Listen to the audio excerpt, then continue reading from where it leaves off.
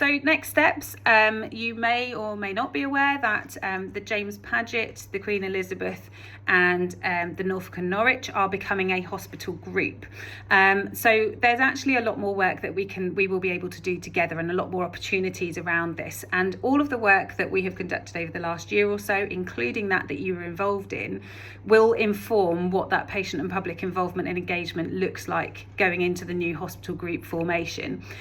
This is still in the very, very early stages, so we don't quite necessarily know what some of that is going to look like in terms of structures and those kind of things yet. However, everybody is very clear that patient and public involvement engagement and the work that has already happened, that you have already contributed to, will be a key influencer in what those priorities look like going forward. So personally really excited about it. I think we've got lots of opportunity.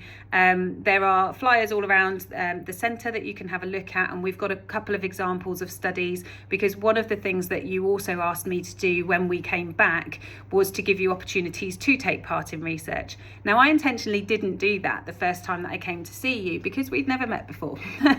And I wanted you to know that genuinely we just wanted to know what matters to you about your health. But actually enough of you came back and said, actually, Claire, when you come back, are there examples of things that we might be able to sign up to, whether as healthy volunteers or as others? So there are a couple of examples, the flyers that we've put around the centre that you can pick up, and you can join online for some of those too. So really, really grateful for everything that you've done.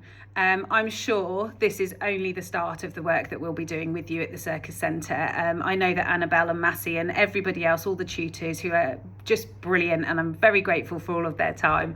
I'm sure that we will all be wanting to work together. I've learned how to juggle as well, as a challenge from Ben when I first came to the centre.